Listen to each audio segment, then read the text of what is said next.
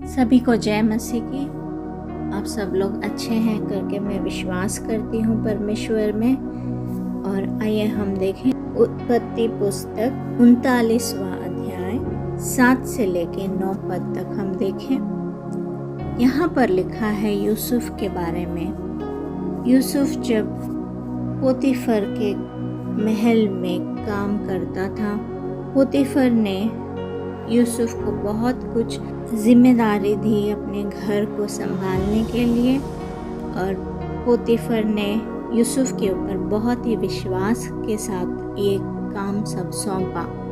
यूसुफ को पोतीफर की पत्नी बहुत ही तंग करती है और पाप में गिराने की बहुत ही कोशिश करती है, पर यूसुफ पोतीफर की पत्नी से बहुत ही दूर रहने की कोशिश करता है हमेशा।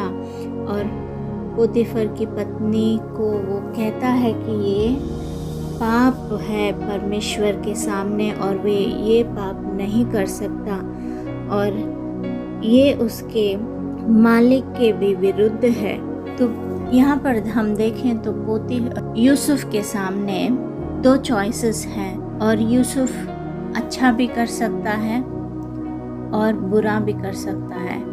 यूसुफ अच्छी तरीके से रह सकता है और पाप में भी रह सकता है, और इस चॉइस में ये पाप करने से रुक जाता है और परमेश्वर के विरुद्ध वो ये पाप नहीं करना चाहता, और पोतीफर की पत्नी को वो कह देता है कि मैं ये पाप नहीं कर सकता हूँ। देखिए, परमेश्वर हमें 2 रास्ते या उससे भी ज़्यादा दिखा सकते हैं, और चॉइस हमको देते हैं कि हम क्या सेलेक्ट करें, हम किस राह पर जाएं, हमें क्या पसंद है। परमेश्वर कभी हमें फोर्स नहीं करते, परमेश्वर कभी ये नहीं कहते तुम ऐसा ही करो, पर परमेश्वर हमें चॉइसेस देते हैं।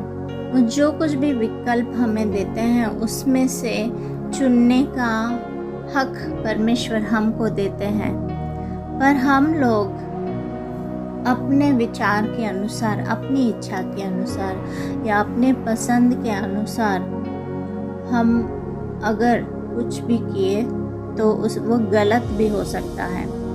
देखिए, हम अगर किसी कॉलेज में ज्वाइन करना चाहते हैं, या हम कोई नौकरी ज्वाइन करना चाहते हैं, या कोई घर खरीदना चाहते हैं, या कोई ज़मीन खरीदना चाहते हैं, तो हमारे पास बहुत सारे ऑप्शंस होते हैं, बहुत सारे विकल्प होते हैं, और हमें बहुत कन्फ्यूजन हो जाता है कि हम क्या करें। ज़्यादा कुछ सोचे बिना, ज़्यादा कुछ चिंता किए बिना उस विषय पर हम बहुत ही फटाक से एक ऑप्शन को हम सेलेक्ट कर लेते हैं, एक विकल्प को हम सेलेक्ट कर लेते हैं, लेकिन हम सोचते नहीं हैं कि इसका परिणाम क्या हो सकता है। हम सोचते नहीं कि इसका रिज़ल्ट क्या हो सकता है। इसका रिज़ल्ट अच्छा भी हो सकता है, बुरा भी हो सकता है। इससे हम नष्ट भी हो सकते हैं इसके द्वारा। तो हमें क्या करना चाहिए ऐसे परिस्थिति में? जैसे यूसुफ परमेश्वर के भय में था, वो 13 साल परमेश्वर जैसे चाहता था वैसे वो रहा, परमेश्वर की इच्छा के अनुसार वो जिया, परमेश्वर जैसे चाहता था वो रहता था। वो कुछ भी चीज़ परमेश्वर के इच्छा के बिना वो नहीं करता था, परमेश्वर की इच्छा को वो जानने की कोशिश करता था। हमें भी अपने जीवनों में, चाहे कोई भी परिस्थिति में क्यों ना हो, हम परमेश्वर की इच्छा को हम जानें, हम पूछें उनसे कि क्या हमारे लिए अच्छा है, क्या करने से मेरे जीवन में भरपूरियत होगी, ऐसे सफल होगा। ऐसे पूछने से हमारे जीवनों में बहुत कुछ सफलताएं हम देख पाएंगे। अगर हम परमेश्वर पर निर्भर करें, अगर हम परमेश्वर का इच्छा जाने, तो हमारे जीवनों में हम सक्सेस को देखेंगे। आमीन।